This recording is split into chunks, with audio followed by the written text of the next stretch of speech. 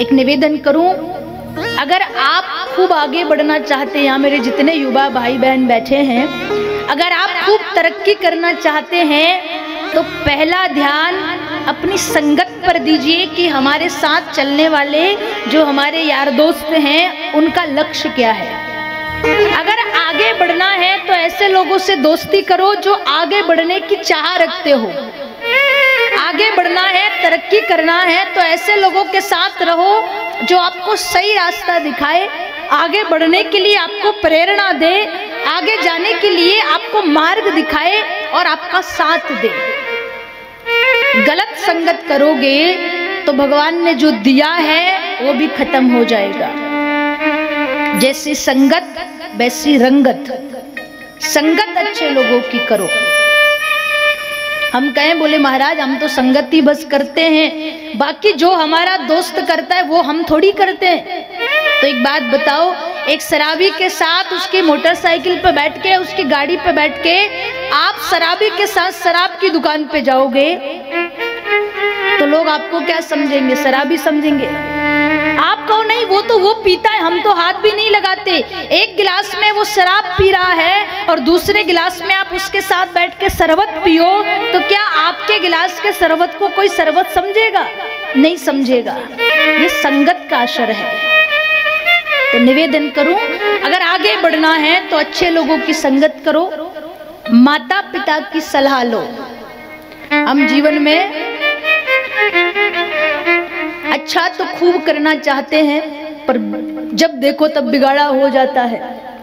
मानस में गोस्वामी जी ने एक कांड लिखा है, नाम है सुंदरकांड। सुंदरकांड की कथा आप सब जानते हो। हनुमान जी महाराज लंका गए और खूब मारपीट करी,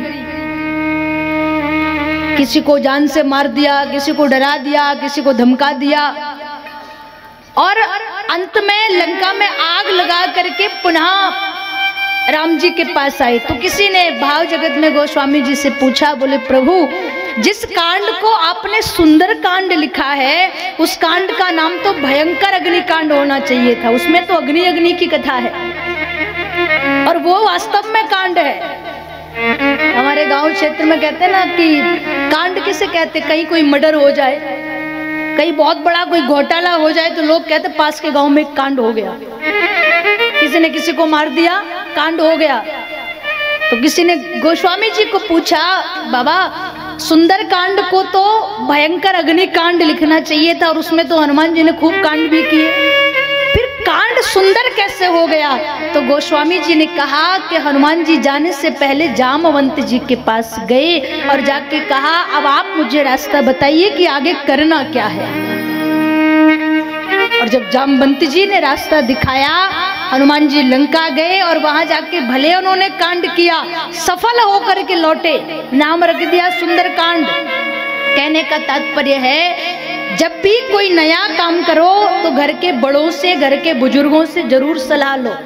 हम जानते हैं कि हमारे पास में जो नेट सुविधा है, गूगल भैया सब बता देंगे कि कहाँ क्या करना है, पर गूगल के पास भी वो अनुभव नहीं है जो आपके घर में बैठे बुजुर्गों के पास है। कोई भी काम करो तो घर के बड़ों की सलाह लेकर के करो, आपका काम कभी नहीं बिगड़ेगा। कहीं से भी आओ तो घर के लोगों को बताओ कि दिन भर की दिनचर्या कैसी रही, पूरी बातें मत बताओ, भले कोई 2-5 मिनट की बात आप बता दो, पर घर में एकदम चुपचाप रहना, एक क्रोधित होना, माता पिता से बातें छुपाना, गलत संगत करना, यही आपको विनाश की ओर ले जाएगा। आगे बढ़ना है तो पहला ध्यान संगत पर दो। जैसा संग वैसी आपकी रंगत होगी। अच्छे लोगों के साथ रहोगे तो अच्छा मिलेगा, बुरे लोगों के साथ रहोगे तो अच्छा है वो भी बुरा हो जाएगा। कबीरदास जी महाराज ने सत्संग की बड़ी महिमा गाई है। सत्संग क्या है? जहां सत्य का संग किया जाए वो सत्संग है, जहां संतों का संग किया जाए वो सत्संग है। और कबीरदास जी महाराज कहते कि रहना है तो संतों के संग लाग, तेरी बिगड़ी बनेगी। किसी ने कहा कि क्या मिलेगा संतों के साथ, तो बड़ा सुंदर भाव लिखा,